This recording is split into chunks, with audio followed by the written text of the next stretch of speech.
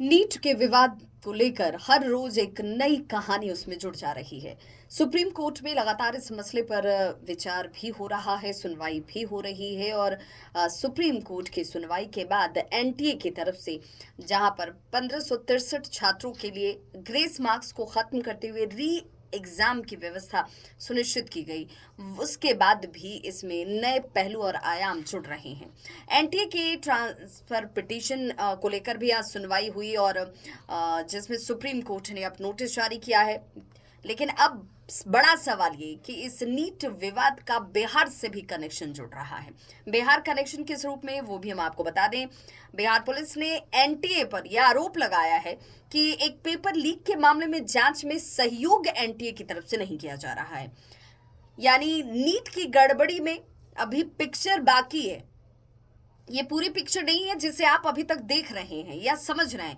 ये इसके तार सिर्फ गोधरा तक नहीं है, इसके तार गोधरा से आगे दूसरे राज्यों तक भी हैं, जिसमें बिहार भी एक महत्वपूर्ण राज्य जुड़ा हुआ है। 5 मई को ये परीक्षा आयोजित की जाती है और नीट की परीक्षा में बिहार पुलिस ने कई आरोपियों को गिरफ्तार भी किया था। इसके बाद पुलिस की जांच में पेपर लीक को लेकर कई तथ्य सामने आए थे। बिहार पुलिस ने कहा कि आरोपियों से पहले ही आपत्तिजनक दस्तावेज जो हैं और इलेक्ट्रॉनिक जो उपकरण है उसे जब्त किया गया है। जांच से ये भी पता चला कि 5 मई की परीक्षा से पहले लगभग 35 ऐसे कैंडिडेट थे जिन्होंने नीट यूजी के प्रश्न पत्र और उत्तर उपलब्ध कराए गए थे। यानी कि परीक्षा से पूर्व ही इनके पास उत्तर की पुस्तिकाएं थी।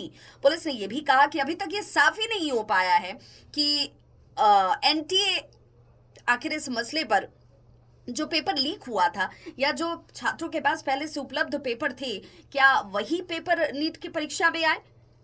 इसे लेकर एनटीए की तरफ से कोई ठोस जानकारी नहीं दी गई। नीट परीक्षा परिणाम मामले पर सुप्रीम कोर्ट ने आज एक बार फिर से महत्वपूर्ण सुनवाई की और जस्टिस विक्रम नाथ और जस्टिस संदीप मेहता की वेकेशन बेंच ने एनटीए की उस अर्जी को खारिज कर दिया जिसमें नीट पेपर लीक मामले में सीबीआई जांच की मांग की गई थी।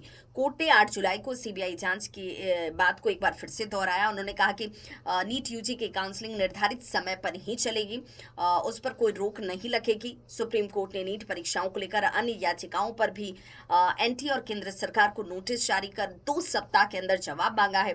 देश भर में नीट के एग्जाम को लेकर इस वक्त आप बवाल वाली स्थिति देख रहे होंगे।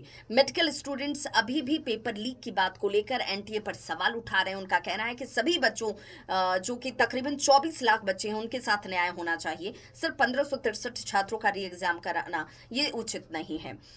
सुप्रीम कोर्ट ने बेशक ग्रेस मार्क्स को खत्म कर दिया है, लेकिन बिहार पुलिस की जांच रिपोर्ट का क्या। बिहार पुलिस जिस जांच रिपोर्ट की बात कह रही है, एनटीए के सहयोग न करने की बात कह रही है और ये तमाम चीजें कहीं ना कहीं शंका पैदा करती हैं स्टूडेंट्स के अंदर।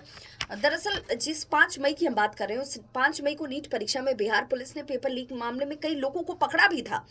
तकरीबन 13 लोगों की गिरफ्तारी उस मामले में हुई भी थी।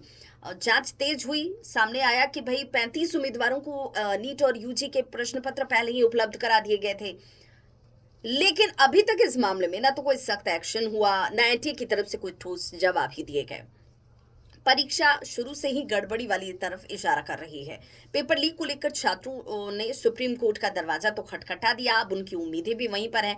लेकिन परीक्षा पूर्व भी ये दरवाजा खटखटाया गया था, लेकिन उस वक्त परीक्षा पर रोक नहीं लगाई गई। री एग्जाम के फैसले के बाद छात्रों का ये गुस्सा और बढ़ गया है, ज्यादा नजर आता है। और बिहार पुलिस भी ये कह रही है कि पेपर बिहार पुलिस ने बरामद किया था। अभी तक ये साफ नहीं हो पाया कि क्या वो लीक पेपर था या नहीं, क्योंकि इसे लेकर एनटीए की तरफ से जवाब नहीं दिया गया है। जांच में ये सामने आया था कि बिहार पुलिस में मध्य प्रदेश और गुजरात से ये पेपर जो है पहुंचे थे और सूत्रों की माने तो पेपर ट्रांसपोर्टेशन के दौरान ही लीक होने की संभावना जाहिर की गई थी। हालांकि ये तो सब जांच का विषय है। एनटीए की तरफ से इस मामले पर भी कुछ नहीं कहा गया है, तो उस जवाब का भी इंतजार किया जा रहा है। अब एनटीए ने बिहार से बरामद हुए जले हुए लीक पेपर के बारे में अपनी रिपोर्ट पुलिस को अभी तक नहीं दी है और इसीलिए इसका बिहार कनेक्शन सामने दिखता है, लेकिन कोई ठोस जवाब एनटीए की तरफ से नहीं है और एनटीए को लेकर, उसकी कार्यशैली को लेकर अब सवाल उठ रहे हैं और शंका पैदा हो रही है।